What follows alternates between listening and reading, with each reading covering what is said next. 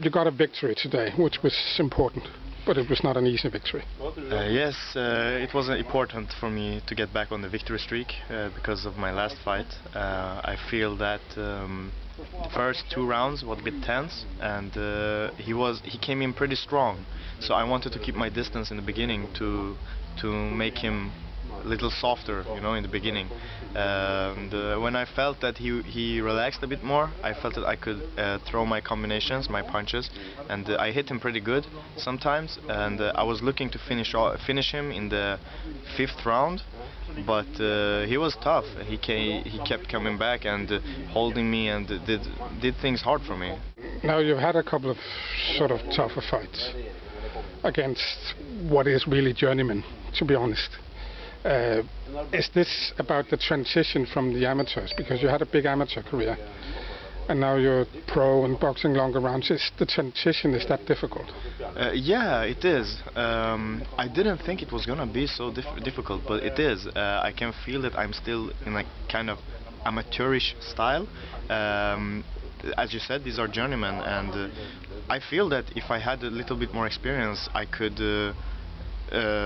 take most of them out, but I'm still in this transition phase where I'm going from the amateurs to the pros. So I just need to learn how to finish my shots, to make them, you know, count, you know, and not throw so many. I'm still working on that, so hopefully it will come, because it's important in the pros. You're training with Joey now, aren't you?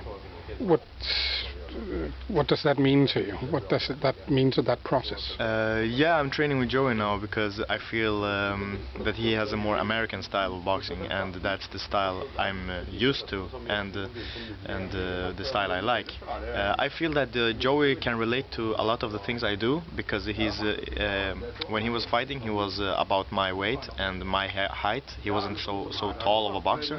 So the most things he does and shows me is from what he did as a professional, and when I try them out, they seem to work pretty good, so we can relate to each other, and that's why I think that's one of the most important things with him, and I think I'm gonna develop a lot from that.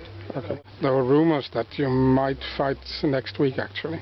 Yeah, we will talk. You know, I have to talk with Joey about that, because he's the boss and he should decide. I want to fight the next week, right. And Nisse is gonna talk with Joey about that. So if Joey wants that, I'm gonna fight. But hey, I could fight every week if Joey wanted. So sure. You never know. Okay.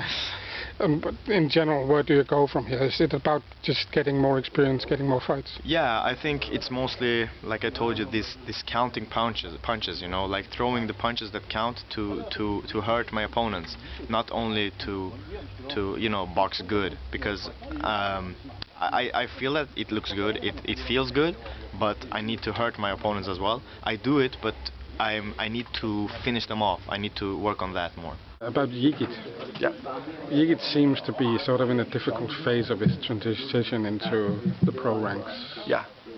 What's happening? Look, Anthony's just changed his trainer. He's moved to a new town. First 2 rounds tonight weren't great, but from the 3rd round on, I felt like he got his groove back, and you know, he was moving his body a bit more, getting the angles right, and getting his rhythm back a little bit as well. You know, the opponent tonight, he was an awkward guy. I knew him. Obviously, his opponent before pulled out. I wanted to get a bit of confidence back for Anthony. His opponent before pulled out. This guy wasn't the ideal substitute because, you know, I've seen him against Dennis, and he's an awkward guy. He's not a bad guy. So I knew he wasn't going to stop him, but you know, he's got another 6 rounds in the bank. He's got a win, and you know, I think the last few rounds, he looked good.